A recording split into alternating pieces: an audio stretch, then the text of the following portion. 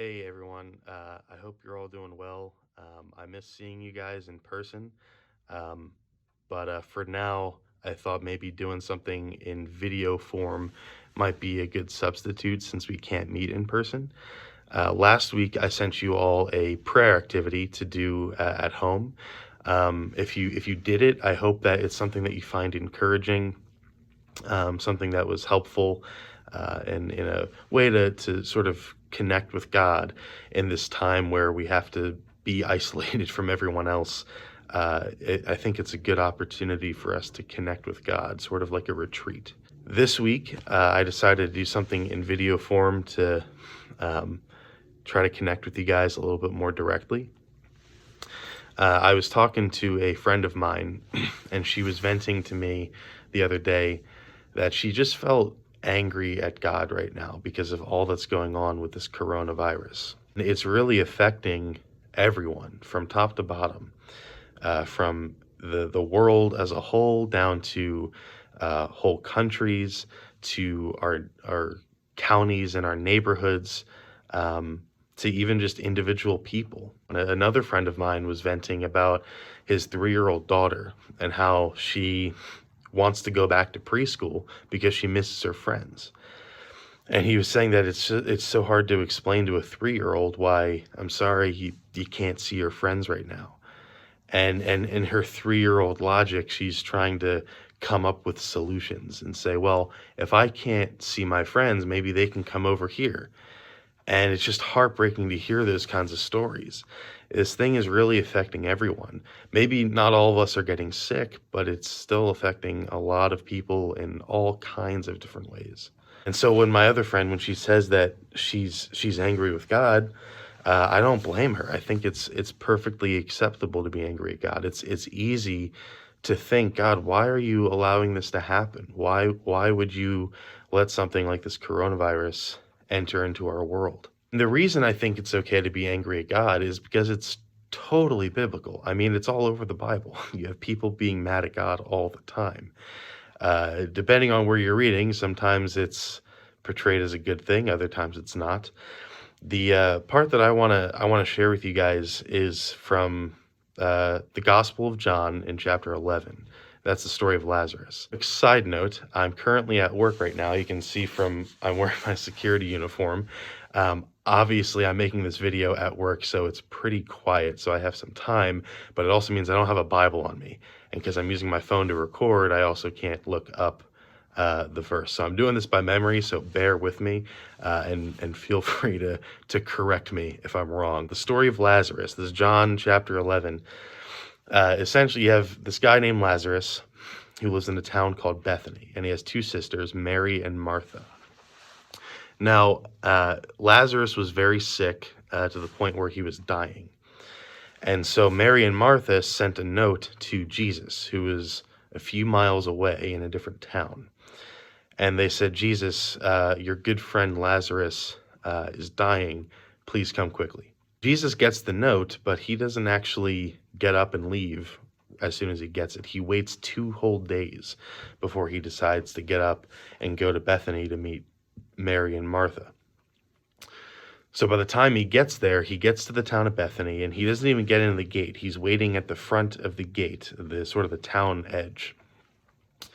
And Martha, the sister of Lazarus, one of the sisters, comes out to meet Jesus at the edge of the town and says, Jesus, Lazarus already died. He's been in the tomb for 4 days. And Martha says, if you had been here, my brother would still be alive. So then Mary comes out, the other sister.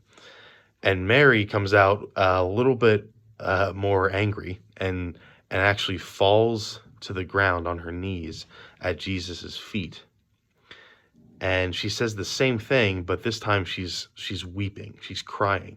She's saying, Jesus, if you had been here, my brother would still be alive. It's pretty bold of these two women, Mary and Martha, to call Jesus out like that and get sort of snippy with him and angry and say, God, if you were here, my brother would still be alive. Why didn't you do your job? Right? That's kind of what they were saying. Mary and Martha both basically call Jesus out and say, Jesus, if you had been here, our brother would still be alive. If you had come here and essentially do your job and heal Lazarus like you have done in the past to other people, then our brother would still be alive. But you didn't, and now he's dead.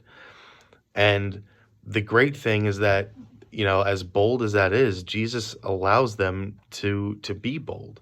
He allows them uh, to get angry and be sad. He doesn't try to correct them. He doesn't get angry back or anything like that.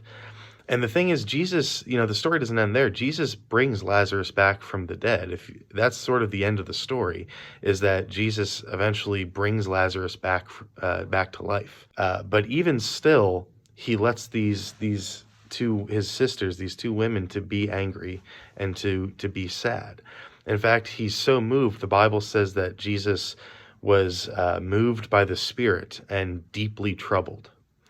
And so he doesn't really respond other than just asking them, where have you laid him? Where is he? Where's his tomb? And so they say, come and see. And so they go to the tomb, and upon seeing it, Jesus himself actually starts to cry. The Bible says Jesus wept. And so he started to cry along with Mary and Martha. He doesn't correct them. He doesn't say, don't be angry or don't worry about it. I'm going to bring him back to life anyway. He actually cries with them. It's like empathy, right? We've talked about empathy before. He's empathizing with these two sisters of Lazarus and allowing them to feel the sadness and to be angry with him. And I think that is beautiful. It's a really good showcase of what our God is like, is that when we suffer, he hates to see us suffer. He saw Mary on the ground at his feet weeping, and it moved him so much that it actually troubled him. Our God was troubled. He hates to see us suffer, and he will empathize with us. Now, I could end this sermon here. I guess I'll call this a sermon. I've given similar sort of talks to other people in other kinds of contexts, and this is where I have ended it in the past, except for this one time. Someone called me out, and they said, hey, Vince, that's all well and good, but why go through that whole thing? Why let Lazarus die? Why have to let his two sisters grieve and mourn and be angry and be sad? And why did Jesus have to go through basically the same thing when he starts crying? Why didn't he just, nix it at the beginning and say, all right, I'm going to go heal Lazarus before he dies? It seems like that would have been easier for everyone involved. So what's the point? And I think the sort of the bigger question there, the more general question is, why does God allow us to suffer? Now, this is something that we've been asking. We as people have been asking for thousands of years. This is not a new question. Furthermore, I am just a 26-year-old security guard. I don't exactly have the answer to a thousands-year-old question. But I do have some ideas and some ways to approach it. Just a way that for me, it's helpful to process things like, in this case, like the coronavirus and all the impact that it's having. When the world seems to be suffering, I have some ways that sort of helps me process that. And I do want to be clear before I even get into that I'm not justifying suffering in any way. Suffering is not good. It's unfortunate that we have to suffer. And so that doesn't mean things like war or genocide. Those things aren't necessarily good. And I don't want to make it seem like I'm justifying them. But unfortunately, they are a reality. Even if we one day get to this perfect world where there's no war and everyone is peaceful, there's still going to be suffering because things like hurricanes and tornadoes still happen. Things, like we make mistakes. Even if they're unintentional, we make mistakes that could hurt people. And so whether we like it or not, suffering seems to be a part of our lives. And so we do have to figure out, well, how do we process this? So you probably haven't realized I'm actually sitting at a piano right now. I'll prove it. Sitting at a piano. I'm going to use this as a way to sort of process what we're going through. It's honestly, it's just as much for me as it is for you guys. I'm gonna play two notes at the same time, and it's not gonna sound good. So just trust me, though. It's gonna sound pretty bad, but roll with it. Ready? This is what it sounds like. This is called a minor second interval, and it sounds awful. This minor second interval, it's as close as two notes can get, at least in our Western music. It's as close as two notes can get. And boy, does it sound bad. Play you another one. This is the exact opposite. This is called a major seventh, and it's as far away as two notes can get. And that one sounds like this. It sounds terrible. Now, I can make these sound good. I promise you I can make these sound good. So if I play this, the minor second, this sounds terrible, but I'm gonna add some stuff to this, and I promise it's gonna sound really good. Ready? Listen to this. Let me play that again. Ready? Now, this is called, this would be an A minor 9 chord. This is what we kind of unofficially call in the music world as a jazz chord. And it sounds beautiful, doesn't it? I love it. And here's the crazy thing. The reason that this sounds so beautiful, this chord is so amazing, is because of that. This minor second interval that sounds so bad alone, it's actually the reason that this sounds so good. I'm playing in the middle of this chord, I'm playing the minor second. I love it. So if I play that major 7, it goes something like this. I can add stuff and this is gonna sound good. This sounds bad, but when I do this, all of a sudden it sounds beautiful. It's incredible. This would be a C major 9 chord, I think. I don't know, it's been a while since I studied up on theory, but I do know it sounds good. Now, these chords only sound as beautiful as they do because in the middle of these chords, two of the notes that make up the chords are that disgusting minor second that just no one wants to hear. Right now, we're in the middle of this coronavirus pandemic. Worldwide, it's like I said earlier, it's affecting everyone. And it seems to sound like this. Part of the issue is that we're not really listening to the full chord. Or maybe another way to look at it is that the full chord hasn't been played yet. Because the full chord sounds something like that. As humans, we tend to do something, it's called compartmentalization, which is a big word that basically just means we separate different parts of our lives into categories. So the two big ones would be, we have all the good stuff and we kind of put them over here. So the good stuff like our friendships and families and good memories and things like that, we have them over here. And then over here, we have all the bad stuff, like the pain and the sickness that we might have gone through, or a nasty breakup or something like that. That's all the bad stuff that we keep over here. And what we try to do is we take the bad stuff and we try to push it far away so that we don't have to interact with it, so that it's no longer something that's in our lives, and then all we have left is the good stuff. The problem is that doesn't really work all the time, because no matter how much we try to push away the bad stuff, more bad stuff will still happen. There's something that we call the 4-chord song, and the 4-chord song sounds like this.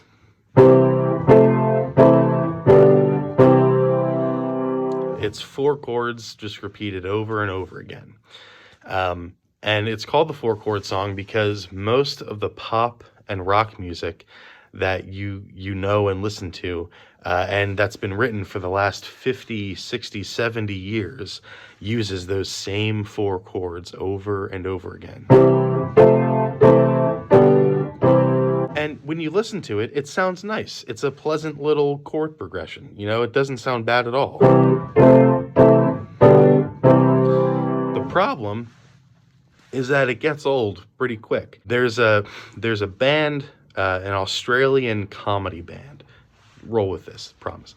an Australian comedy band called the Axis of Awesome. And a long time, it was probably 12 years ago now, they wrote this song. They didn't really write it, but it was just four chords that those same four chords that they played over and over again. They just took verses from about 70 different songs, famous pop songs and rock songs. They took about 70 different songs and random verses from them and just inserted them into this four chords that they kept repeating over and over again. And the crazy thing is that they all fit. They all sounded good together because they all used the same four chords over and over again. And what you realize is that, wow, it's kind of boring after a while. And this isn't a new problem. Back in, the 1800s and before, with classical music, composers like Mozart and Beethoven, those guys had the same problem. What they were finding is that after hundreds of years of playing the very similar sounding music, is that they were running out of original ideas. They kept writing songs that sounded similar to other songs. And so a lot of musicians started saying, well, what if we mix things up a little bit, add a little spice to it? And so they started taking intervals that shouldn't be played together, like that, and they started adding stuff to it and making it sound good. And so they basically created jazz music by the time we got to the 1900s. With us, as people, we tend to compartmentalize the good and the bad. But if you're only focusing on the good, you're really just getting this four-chord song. And again, it's nice. It's not bad. It just gets a little mundane after a while. I think if our lives are a song and God is the composer, I think God is writing jazz music. I think he's writing chords that sound like this. He's not playing a four-chord song. He's saying, yeah, that's nice, but God's saying, I want to write something a little bit better than that. And so he writes stuff that sounds like this.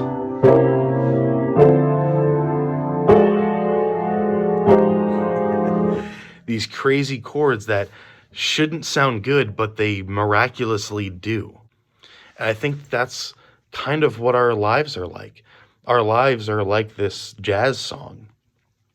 And so right now, we're listening to this song and we're hearing that.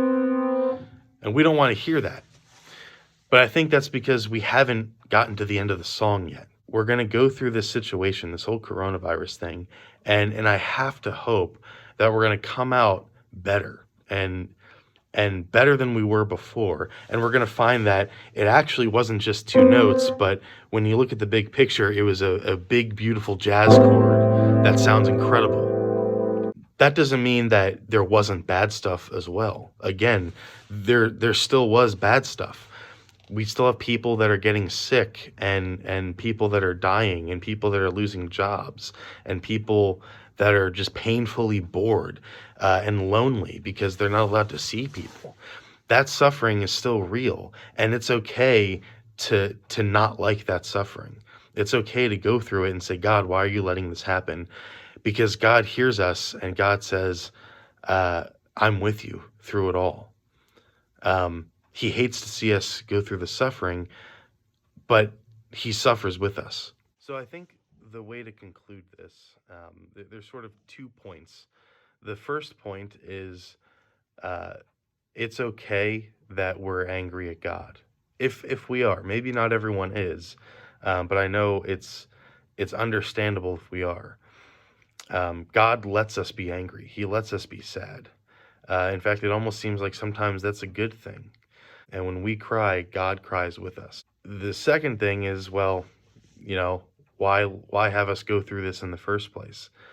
And I have to trust that the reason is that right now we're in the middle of a jazz chord. We're in the middle of a jazz chord that sounds like this, and we haven't heard the rest of the song yet. And I have to trust that the rest of the song is going to sound something like that. I have to trust that. And so maybe this isn't helpful for you. I know it's helpful for me. It's really helped me process things like suffering, both just in my personal life, but also on big, sort of universal issues like what we're going through now. It's really helped me process it, and I hope that it helps you too. But maybe it's not. I'm just one guy that has this idea. But again, people have been talking about this for thousands of years. We're certainly not the first ones to suffer like this, and we probably won't be the last. And so there's certainly other ways of looking at it. But I felt like, well, maybe if this is helpful for me, there's other people that will find it helpful as well. So I encourage you guys to talk with your families, talk with your friends, keeping a safe distance, about this, and just what you're thinking. Are you suffering right now? Do you feel like the world is falling apart? And how do you process it? Maybe this music analogy doesn't relate to some of you, so maybe you have other ways of looking at it. And I encourage you to share with me. You guys have my number, you have my email address. Let me know your thoughts, because I'm really interested to hear what other people have to think. Maybe you think I'm totally wrong. I've certainly been wrong in the past, and I'm willing to be wrong now. So if you have other ideas, let me know, because we're all in this together. But who knows what the future holds? Um, and so, yeah, I pray that you guys are staying safe and healthy. I pray that even though we have to sort of keep our distance, literally, that you can at least find some sort of community, whether it be online or just with your families, in this difficult time of isolation. I pray that God reveals his composition, his beautiful jazz song to us shortly. Um, and I'm excited to see what the end of the song looks like. So yeah, you guys, I hope you have a wonderful time. If you ever need anything while we're keeping our distance, again, you have my number, you have my email address. Reach out to me. Um, and this goes to everyone, youth and family alike. Anyone that goes to our church. I know Pastor Steve. I'm sure.